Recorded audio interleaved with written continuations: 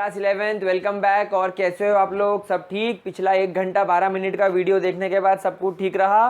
किसी को ग्लूकोज की ज़रूरत तो नहीं पड़ी? वीडियो बहुत बड़ा हो गया था मुझे पता है, पर यार क्वांटम नंबर सिखाना डिटेल में ज़रूरी था। जैसे आप लोगों ने देखा मेरे जो प्रीवियस सेशन में मैंने वीडियोज़ बनाए थे उसमें क्वांटम नंबर मैंने नॉर्मल तरीके से सिखाया था, लेकिन हुआ क्या, काफ़ी सारे मिसकंसेप्शन, काफ़ी सारे छोटे मोटे डाउट्स बच्चों को रह जाते हैं। तो वो हम लोगों ने पिछले 1 घंटे 12 मिनट के वीडियो में बहुत अच्छे तरीके से समझा। मेरे ख्याल से काफ़ी बच्चों ने भी वो वीडियो नहीं देखा तो पहले वो वीडियो देख लो। और आज इस क्लास में हम लोग स्टार्ट करने वाले हैं shapes of orbitals. Shapes of orbital का वीडियो भी आई थिंक थोड़ा बड़ा हो जाएगा, बट कोशिश करेंगे फटाफट से अच्छे तरीके समझने की। हमको जल्दी नहीं करना है, हमको प्रॉपरली समझना है, क्योंकि जैसे मैंने आप लोगों से कहा था, अगर आप इन वीडियोस को देखते हो तो आप लोगों को स्कूल लेवल के साथ साथ जेई और नीट लेवल का भी बेस बन जाएगा। इतना बेस बन जाएगा कि आप लोग बहुत आराम से क्वेश्चंस वगैरह सॉल्व करना शुरू कर सकते हैं। तो शेप्स ऑफ ऑर्बिटल की बात करते हैं।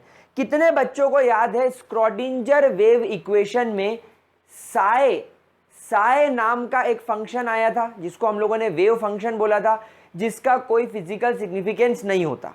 तो स्क्रॉडिंजर ने क्या करा, स्क्रॉडिंजर ने सबसे पहले इस साए वर्सेस रेडियस का एक ग्राफ प्लॉट करा।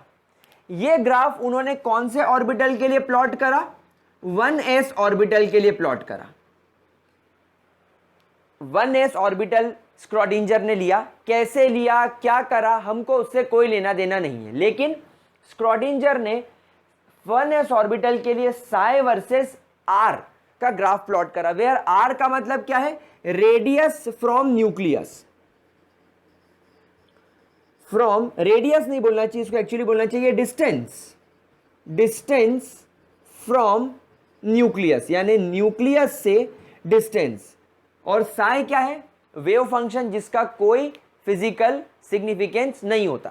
तो जब उन्होंने इस ग्राफ को देखा तो उनको ग्राफ कुछ इस तरीके का नजर आया। लाइकवाइज मतलब उनका यह कहना था कि जैसे जैसे आप आगे बढ़ते जा रहे हो, मतलब जैसे जैसे आप न्यूक्लियस से दूर जाते जा रहे हो, साई की वैल्यू डिक्रीज होती जा रही है और एक टाइम पीरियड के बाद ये आपको कांस्टेंट दिख रही है। लेकिन स्क्रॉडिंजर ने बोला दैट वी नो साई का कोई फिजिकल सिग्निफिकेंस नहीं है, लेकिन साई स्क्वायर का फिजिकल सिग्निफिकेंस है। और हम लोग सब जानते हैं कि साई स्क्वायर का फिजिकल सिग्निफिकेंस क्या है। क्या है साई स्क्वायर का फिजिकल सिग्निफिकेंस?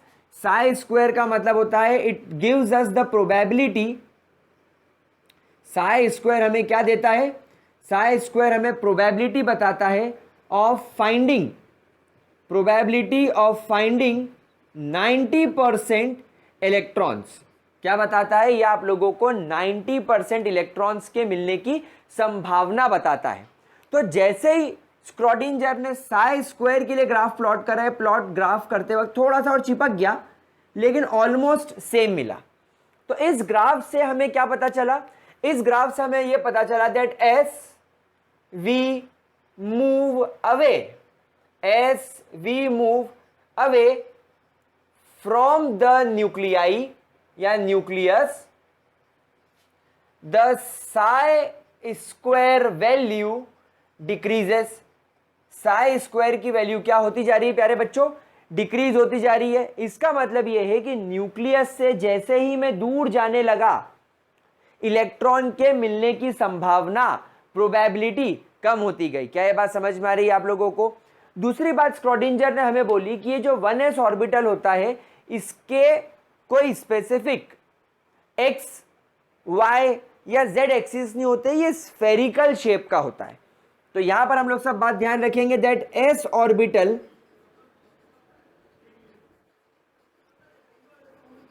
आर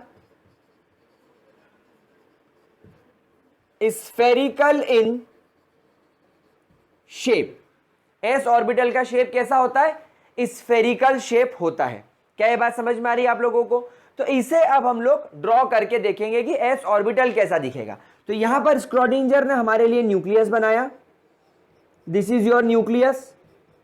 तो ये आपके स्क्रॉडिंजर का न्यूक्लियस हो गया, स्क्रॉडिंजर का नहीं, एटम का न्यूक्लियस हो गया, ठीक है। अब स्क्रॉडिंजर ने बोला कि आप इस ग्राफ के हिसाब से पिक्चर लेना स्टार्ट करो। इस ग्राफ के हिसाब से आप देख रहे हो कि जैसे जैसे रेडियस या मैं कहूं न्यूक्लियस से डिस्टेंस, ये न्यूक्लियस के बिल्कुल क्लोज होगा, ये वाला point is very close to nucleus, और यहां पर आप जैसे जैसे आगे जा रहे हो आप न्यूक्लियस से दूर जाते जा रहे हो, और एक टाइम पीरियड के बाद इलेक्ट्रॉन मिलना कांस्टेंट हो गया, मतलब उसके बाद शायद हमें इलेक्ट्रॉन्स नहीं मिले। तो इन्होंने बोला कि देखो न्यूक्लियस के आप जितना करीब होगे, उन्होंने ऐसी बहुत सारी फोटोग्राफ ली होगी इलेक्ट्रॉन के घूमने वाली, और उन्होंने बोला कि जैसे जैसे आप इलेक्ट्रॉन्स ऑब्जर्व करोगे न्यूक्लियस के करीब, न्यूक्लियस के क्लोज, आपको इलेक्ट्रॉन के मिलने की संभावना बहुत ज्यादा रहेगी। मतलब आप देख भी रहे हो इलेक्ट्रॉन की डेंसिटी न्यूक्लियस के पास कितनी ज्यादा हाई है। न्यूक्लियस के पास आपको ये एक अकेला इलेक्ट्रॉन या दो इलेक्ट्रॉन भी हो सकते हैं, क्योंकि एक ऑर्बिटल में दो इलेक्ट्रॉन होते हैं। आप देखो कितने ज्यादा डेंस दिख रहे हैं, ये कितना ज्यादा आपको यहां पर डार्क दिख रहा है। लेकिन जैसे जैसे आप दूर होते जा रहे हो, जैसे जैसे आप दूर होते जा रहे हो, न्यूक्लियस के मिलने की संभावना यहां पर कम होती जा रही है। तो कुछ इस तरीके का आपको नजर आएगा 1s ऑर्बिटल। और ये ब्लू कलर से जो मैंने लाइन, एक आउटलाइन इमेजिनरी लाइन ड्रॉ कर दी है, ये इमेजिनरी लाइन क्या बता रही है?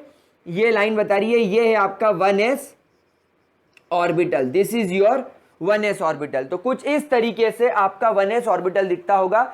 ये स्फेरिकल शेप का होगा, मतलब एक लड्डू जैसा होगा, बीचों बीच न्यूक्लियस होगा और चारों तरफ इलेक्ट्रॉन चारों तरफ घूम रहा है। अभी आपके सामने डायग्राम 2D है, मतलब आप इमेजिन करो टेनिस की बॉल को मैंने बीच में से काट दिया और आप उस कटी हुई बॉल को देख रहे हो। समझ में आ रही बात आप लोगों को? आप एक तरबूज को आपने काट दिया और एक तरबूज को आप देख रहे हो कटे हुए को। ये 2D है, लेकिन रियलिटी में टेनिस की बॉल पूरी गोल होती है। एग्जैक्टली ये स्फेरिकल ऑर्बिटल होगा, पूरा गोल होगा और उसके अंदर इलेक्ट्रॉन घूमेंगे, और इलेक्ट्रॉन इस ग्राफ के हिसाब से न्यूक्लियस के जितना करीब होंगे उतनी ज्यादा डेंसिटी होगी। ना एक बात आप यहां पर कंफ्यूज मत होना, ये जो मैंने बहुत सारे डॉट्स बनाए हैं ये कोई यहां पर 100-200 इलेक्ट्रॉन्स नहीं बनाए हैं। हम लोग सब जानते हैं कि एक ऑर्बिटल में मैक्सिमम 2 इलेक्ट्रॉन्स आ सकते हैं। तो हम लोगों ने जो बहुत सारे जो डॉट्स बनाए हैं ये हम लोगों ने इलेक्ट्रॉन क्लाउड लिया है, मतलब एक ही एटम की लाखों पिक्चर्स लेने के बाद सबको कंबाइन किया। तो इस न्यूक्लियस के आसपास हो सकता है पहले एक इलेक्ट्रॉन यहां हो, एक इलेक्ट्रॉन यहां हो, फिर अगली फोटो में एक इलेक्ट्रॉन यहां हो, दूसरा इलेक्ट्रॉन यहां हो, तीसरी फोटो में इलेक्ट्रॉन यहां हो, ये यहां हो, चौथी फोटो में ये इलेक्ट्रॉन यहां हो, पांचवी फोटो में इलेक्ट्रॉन यहां हो, छठी फोटो में ये यहां हो, सातवीं में यहां हो, देन आठवीं में ये यहां हो, नौवीं में 2 इलेक्ट्रॉन यहां हो, 10वीं में यहां हो। तो इस तरीके से आप देखते जा रहे हो तो ये डेंसिटी इलेक्ट्रॉन्स की बढ़ती जा रही है। तो बहुत सारी फोटोज को कंबाइन करने के बाद आपको इस तरीके से ये ऑर्बिटल मिला है। तो क्या आपको 1s ऑर्बिटल क्लियर हुआ? What is the shape of 1s orbital? The shape of 1s orbital is simply spherical. क्या इसके अंदर किसी भी तरीके का कोई भी डाउट? पक्की बात? चलिए वेरी गुड, आगे बढ़ते हैं और स्क्रॉडिंजर के इस ग्राफिकल रिप्रेजेंटेशन को 2s ऑर्बिटल के लिए पढ़ते हैं। अब जब हम इस ऑर्बिटल को, इस ग्राफ को 2s ऑर्बिटल के लिए पढ़ते हैं तो मैं आपको एक बात बता दूं, यहां पर देखिए जो रेडियस है r, दिस रेडियस r, और ये थोड़ा सा मुझे इसको नीचे तक लेके जाना पड़ेगा ना बच्चों। ये वाला जो पॉइंट है ये हो जाता है 0। जब इन्होंने इस ग्राफ को प्लॉट किया तो ये यहां पर आए 0 होगा, और यहां पर इनका ग्राफ नीचे चला गया, देन ऊपर आया और यहां पर आकर एक लेवल पर ये कांस्टेंट हो गया। दैट मींस इस वैल्यू के हिसाब से, इस ग्राफ के हिसाब से जब आप न्यूक्लियस से दूर बढ़े, जब आप न्यूक्लियस से दूर गए तो ये वाला जो पोर्शन है, यानी ये वाला जो ग्राफ है, ये वाला जो पॉइंट है, ये कम होने लगा और इस पॉइंट पर आते ही साई की वैल्यू क्या हो गई? नेगेटिव। देयरफॉर ये वाला जो पूरा पोर्शन है ये नेगेटिव पोर्शन कहलाएगा और ये वाला जो पोर्शन है ये पॉजिटिव पोर्शन कहलाएगा। लेकिन आप एक बात खुद सोचो कि साई की वैल्यू नेगेटिव होने का मतलब है क्या इलेक्ट्रॉन के मिलने की संभावना माइनस में हो सकती है? मैंने माना इलेक्ट्रॉन के मिलने की संभावना 0 हो सकती है कि यहां पर कोई इलेक्ट्रॉन नहीं है, लेकिन क्या कभी ऐसा हो सकता है कि प्रोबेबिलिटी माइनस में चली गई हो? बेटा प्रोबेबिलिटी कभी माइनस में नहीं होती, लेकिन यहां पर साई वर्सेस आर वाला जो ग्राफ है, ये यहां पर ये वाला पोर्शन शो कर रहा है कि हमारे साई की वैल्यू नेगेटिव हो गई। और यही कारण था कि स्क्रॉडिंजर ने बोला इस साई की कोई फिजिकल सिग्निफिकेंस नहीं होती, क्योंकि साई की वैल्यू नेगेटिव हो जाती है। लेकिन जब आप यहां पर साई स्क्वायर के लिए इस ग्राफ को प्लॉट करोगे, when we will plot this graph for psi square, तो यहां पर आप लोगों को क्या दिखाई पड़ेगा वो मैं आपको समझाता हूं। लेकिन आगे बढ़ने से पहले एक बात समझो। लेट्स से यहां पर साई की वैल्यू -2 हो गई, तो बच्चों साई स्क्वायर की वैल्यू क्या हो जाएगी जरा सोचो। -2 multiply by -2, minus minus plus, तो यहां पर आपको वैल्यू मिलेगी +4। अगर मान लो साई की वैल्यू -10 मिली, ये जो कर्व आया ये मान लो यहां पर ये मैक्सिमम पॉइंट इसका -10 पर आया, तो साई स्क्वायर के लिए ये क्या आएगा +100। मतलब अगर आप किसी भी नेगेटिव साइन का स्क्वायर कर दोगे तो वो हमेशा कौन सी वैल्यू में आ जाएगा? पॉजिटिव वैल्यू में आ जाएगा। और इसीलिए साई स्क्वायर को इतनी वैल्यू दी गई, क्योंकि Sai square will never become negative. मतलब साई स्क्वायर में प्रोबेबिलिटी कभी भी नेगेटिव हो ही नहीं सकती। तो जब साई स्क्वायर के लिए आप ग्राफ प्लॉट करोगे तो ये पॉइंट आएगा, नीचे आएगा, नीचे आएगा, नीचे आएगा, और इस पॉइंट पर ये 0 होगा, नो डाउट। लेकिन ये जो नेगेटिव वाला पोर्शन है, जैसे ही हम इसका स्क्वायर करेंगे, स्क्रॉडिंजर ने इसका स्क्वायर करा, ये वैल्यू फिर बढ़ने लगी और कम होते होते यहां पर आकर कांस्टेंट हो गई। मतलब अब यहां पर ये वाला पोर्शन भी पॉजिटिव रहा, ये वाला पोर्शन भी पॉजिटिव रहा। अब इस ग्राफ का आपको फिजिकल सिग्निफिकेंस तो समझ में आ गया। क्या ये पॉइंट आपको समझ में आया कि नहीं प्यारे बच्चों? जरा सोच के बताओ, आराम से इत्मीनान से सोचो कि जैसे जैसे हम न्यूक्लियस से दूर गए, इलेक्ट्रॉन के मिलने की संभावना कम होती गई और इस पॉइंट पर आकर 0 हो गई। इस पॉइंट पर probability of finding electron becomes 0। यहां पर इलेक्ट्रॉन के मिलने की संभावना कितनी हो गई? 0%। और अब इस पॉइंट को ध्यान रखेंगे, एक नई टर्म आपके सामने इंट्रोड्यूस हो रही है, दैट इज नोड्स। तो व्हाट आर नोड्स? नोड्स का मतलब क्या होता है? Nodes is an area in an atom. Atom में एक एरिया होता है, it is an area in an atom where probability of finding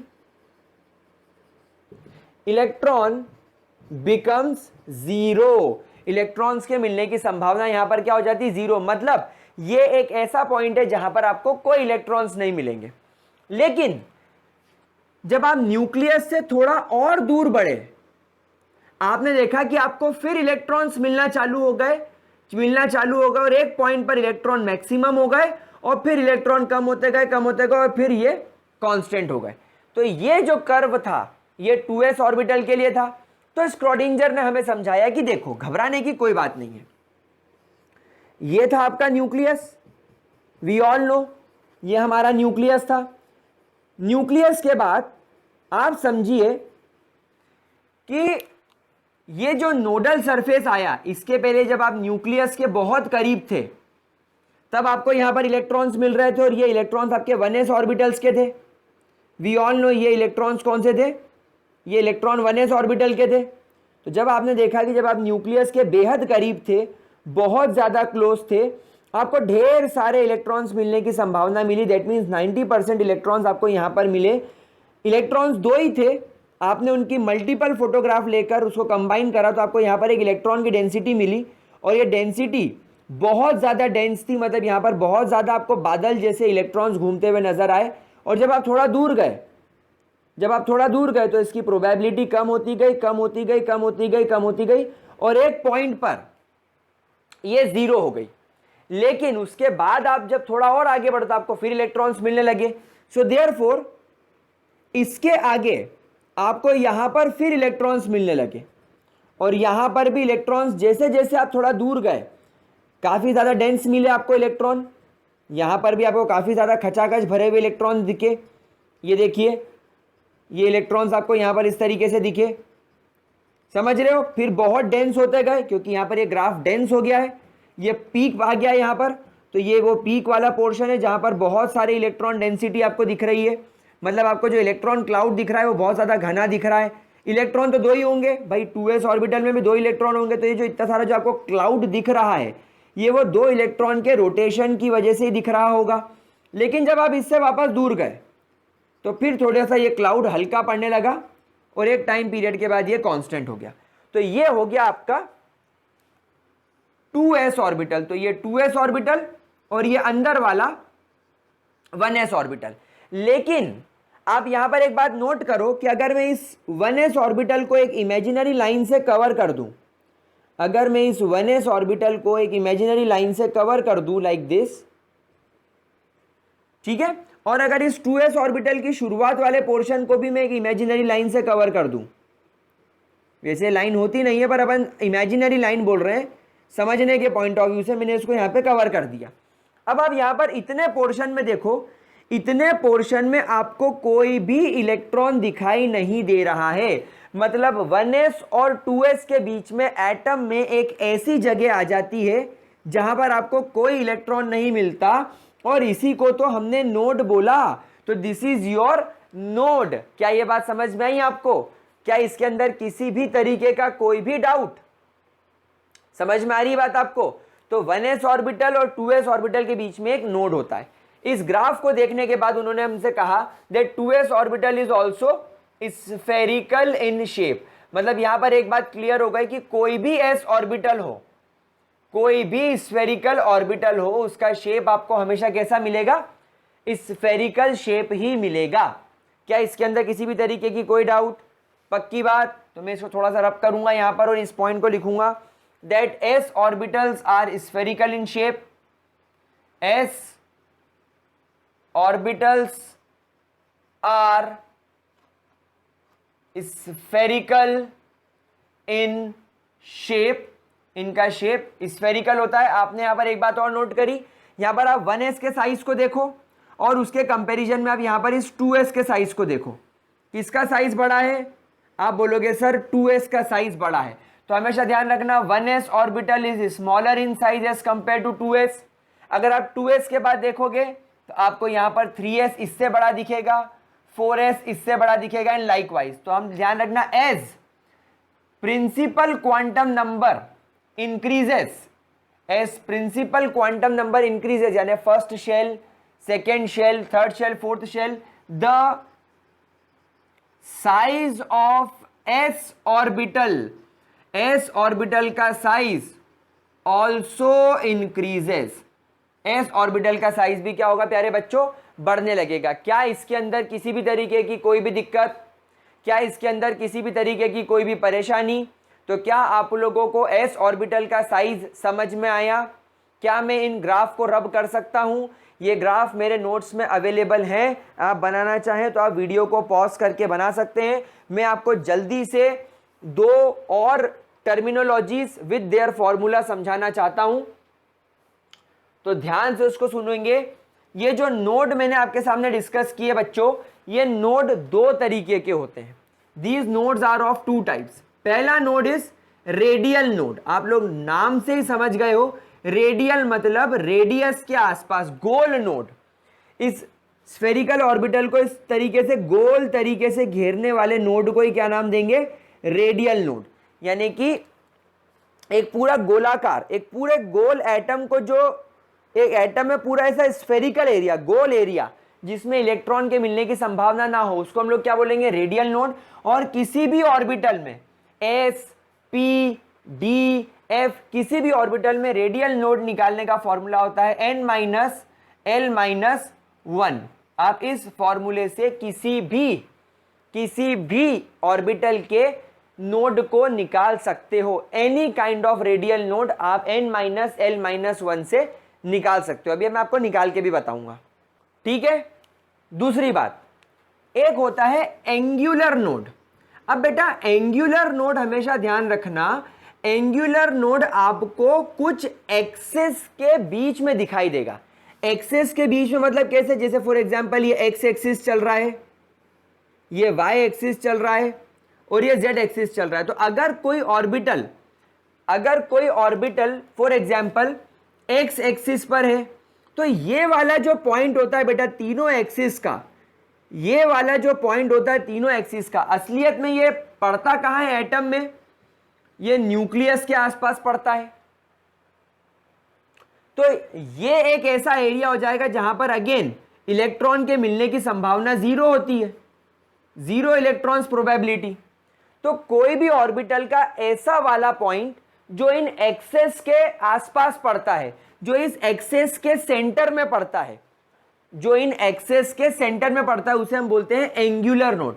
जैसे अभी के लिए सिर्फ नॉलेज के लिए मैं बता रहा हूं, अभी मैंने पढ़ा नहीं रहा हूं, जो हमारा पी ऑर्बिटल होता है हम उसको डंबल शेप बोलते हैं, वो कुछ इस प्रकार आपको आगे दिखाई देगा।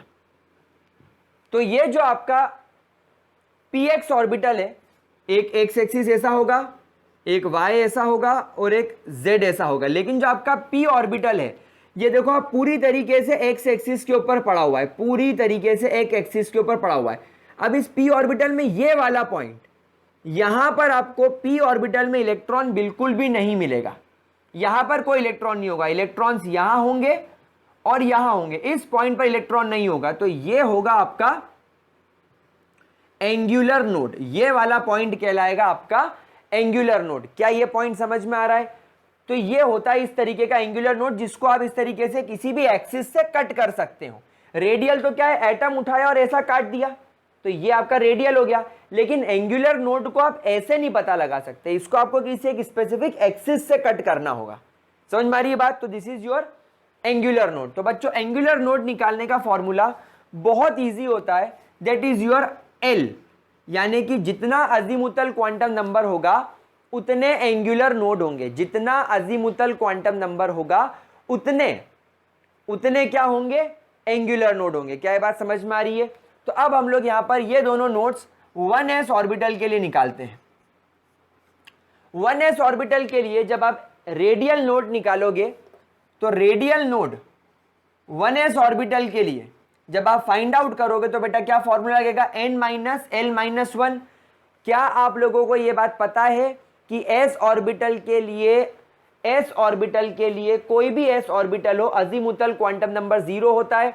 अगर नहीं पता तो बच्चों इस बात को याद रख लेना, मैंने principal quantum number, azimuthal quantum number, magnetic quantum number जब निकालना सिखाया था तो पूरी टेबल बनाई थी। अगर नहीं देखा तो प्रीवियस वीडियो देखना पड़ेगा बच्चों।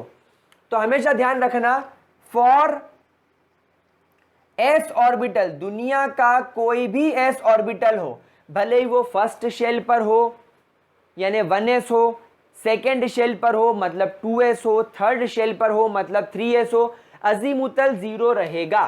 For S orbital azimuthal quantum number is always 0। तो यहां पर 1s ऑर्बिटल में होने की वजह से n की वैल्यू 1, क्योंकि ये फर्स्ट क्वांटम नंबर पर है, l की वैल्यू 0 माइनस 1, तो कितना हो गया 0, मतलब there is no radial node. यहां पर आप एंगुलर नोड निकालें, एंगुलर नोड l की वैल्यू 0, तो 0 मतलब 1s ऑर्बिटल में किसी भी तरीके का नोड नहीं होगा। और अब आप यहां पर देख भी सकते हो कि ये जो आपका 1s ऑर्बिटल है ये न्यूक्लियस से बिल्कुल चिपका हुआ है, मतलब न्यूक्लियस के जस्ट बाद आपको 1s ऑर्बिटल दिखेगा, यानी न्यूक्लियस और 1s ऑर्बिटल के बीच में ऐसी कोई जगह नहीं है जिसके अंदर इलेक्ट्रॉन्स के मिलने की संभावना 0 हो। न्यूक्लियस के बाद बिल्कुल आपको 1s ऑर्बिटल मिलेगा। जब हम इस चीज को 2s ऑर्बिटल के लिए फाइंड आउट करेंगे तो यहां पर आप लोगों का जो रेडियल नोड होगा, now I will write radial node as Rn। Principal quantum number 2 हो गया क्योंकि ये सेकेंड शेल का है, अजीमुथल तो कुछ भी हो जाए 0 रहेगा, n माइनस 1, तो वैल्यू क्या हो गई 1, यानी रेडियल नोड 2s ऑर्बिटल में एक होता है। आप देखिए ये 1s है, 1s में ये रब कर देता हूं, ये वाला पोर्शन में रब करने वाला हूं वापस से, तो ये आपका 1s, ये आपका 2s, और ये जो बीच में ये जो आपको खाली स्पेस दिख रही है ये क्या है, ये नोड ही तो है। तो 1s और 2s के बीच में कितने नोड? एक नोड। और ये कैसा है? गोल है पूरा। आप देखो यहां पर आपको इस तरीके से स्फेरिकल दिख रहा है, तो यही वो रेडियल नोड है। क्या एस ऑर्बिटल में कोई एक्सिस होती है? क्या एस ऑर्बिटल में कोई एक्सिस होती है? X axis, Y axis, Z axis? नहीं, वो पूरा कॉमन होता है। सो देयरफॉर यहां पर भी angular node azimuthal quantum number के 0 होने की वजह से इसमें 0 रहेगा। जब हम यहां पर 3s ऑर्बिटल प्लॉट करेंगे, तो वो डेफिनेटली इससे थोड़ी सी दूरी पर होगा, तो ये मैंने बनाया 3s ऑर्बिटल। तो ये देखिए ये बनने लग गया आपका 3s ऑर्बिटल। आप समझ ही गए हैं कि 3s ऑर्बिटल होने की वजह से इसका साइज थोड़ा सा बड़ा रहेगा। तो ये हो गया आपका 3s ऑर्बिटल, ये हो गया आपका 1s ऑर्बिटल, और ये हो गया आपका 2s ऑर्बिटल। अब यहां पर आप देखो ये 3s और ये 2s के बीच में ये खाली स्पेस भी क्या है? नोड है। तो अब यहां पर आपको ओवरऑल कितने नोड्स मिल रहे हैं? 2। पहला नोड ये और दूसरा नोड ये। तो ओवरऑल न्यूक्लियस से 3s ऑर्बिटल के बीच में आपको 2 नोड्स दिखाई दे रहे हैं, जो हम लोग यहां से फॉर्मूला लगाकर भी प्रूफ करेंगे। सो 3s ऑर्बिटल के लिए रेडियल नोड क्या होगा? 3, क्योंकि नंबर ऑफ शेल 3 है, प्रिंसिपल क्वांटम नंबर 3 है, अजीमुथल क्वांटम नंबर 0 है। एस ऑर्बिटल के लिए हमेशा 0 होता है, पिछली क्लास में सीख चुके हैं। -1, तो क्या हो गया? Radial node 2। तो एक रेडियल नोड ये रहा और एक रेडियल नोड ये रहा, 2 रेडियल नोड हो गए। एंगुलर नोड होने का तो कोई सवाल ही नहीं है, तो एंगुलर नोड तो यहां पर भी इसका 0 रहेगा। तो बच्चों इस तरीके से आप एस ऑर्बिटल के लिए रेडियल और एंगुलर नोड निकाल सकते हो। तो अब आपको एंगुलर नोड का फंडा तो समझ में आई गया है।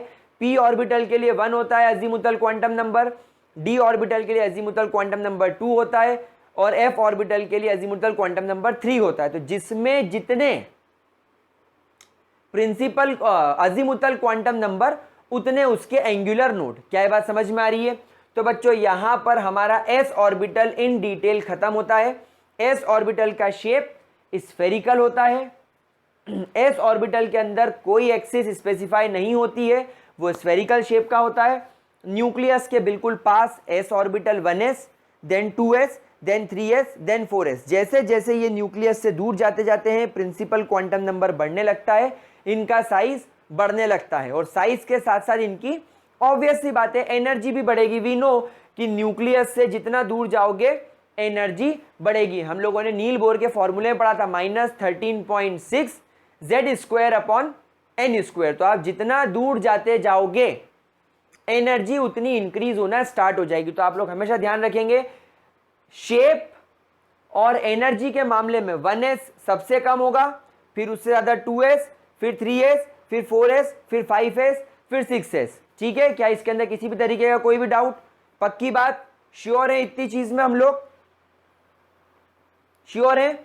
चलिए, तो एक लास्ट चीज मैं यहां पर आप लोगों के लिए और लिख देता हूं। ये नोट्स हटाकर मैं यहां पर एक चीज आपके लास्ट और लिख देता हूं। हमेशा ध्यान रखना, कोई भी एस ऑर्बिटल हो, 1s, 2s, 3s, 4s are always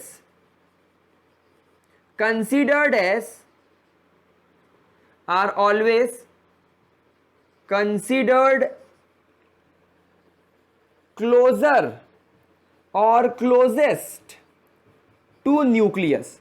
मतलब और दूसरे ऑर्बिटल्स के मुकाबले I am talking about S, P, D और एफ जो आपके ऑर्बिटल्स होते हैं, S orbital px, py, pz, dxy, dyz, dzx, dx² - y² dz², जो ऑर्बिटल्स होते हैं इन सब के मुकाबले कोई भी एस ऑर्बिटल हो वो न्यूक्लियस के सबसे क्लोजेस्ट माना जाता है। क्यों? Because of its spherical shape. Spherical shape होने की वजह से ये न्यूक्लियस को चारों तरफ से घेर के रखता है, उसके आसपास एक कवच बनाए रखता है, उसको चारों तरफ से इस तरीके से घेर के रखता है। तो जब ये न्यूक्लियस को चारों तरफ से कवर करेगा तो यही क्लोजर होगा। और जब हम दूसरे ऑर्बिटल्स पढ़ेंगे तो आप देखेंगे उनके शेप्स अलग हैं, वो न्यूक्लियस से थोड़ा दूर निकल जाते हैं। इसलिए वो न्यूक्लियस से क्लोज नहीं माने जाते। तो हमेशा ध्यान रखना s ऑर्बिटल न्यूक्लियस के क्लोजेस्ट है, इसलिए s ऑर्बिटल में मौजूद इलेक्ट्रॉन भी न्यूक्लियस के सबसे ज्यादा प्रभाव में या सबसे ज्यादा इफेक्ट न्यूक्लियस का s ऑर्बिटल के ऊपर ही पड़ेगा। इस पॉइंट को क्यों ध्यान रखेंगे, आगे ऑर्गेनिक केमिस्ट्री में, केमिकल बॉन्डिंग में ये पॉइंट बहुत काम का है। तो गाइज इस वीडियो को ध्यान से देखिए, अगले वीडियो में हम लोग बचे हुए शेप यानी कि p और d ऑर्बिटल के शेप्स और उनके बारे में डिटेल में बात करेंगे। हमेशा ध्यान रखना हर ऑर्बिटल का principal, azimuthal, magnetic quantum number आप लोगों को अच्छे तरीके से याद होना चाहिए, जो पिछले वीडियो में हम लोगों ने पढ़ा था। तो that's all for this video guys, hope मजा आया होगा पढ़ने में, अच्छे तरीके से ध्यान में रखिएगा इस चीज को। Now I will see you in the next video lecture, तब तक के लिए bye bye, have a good day guys.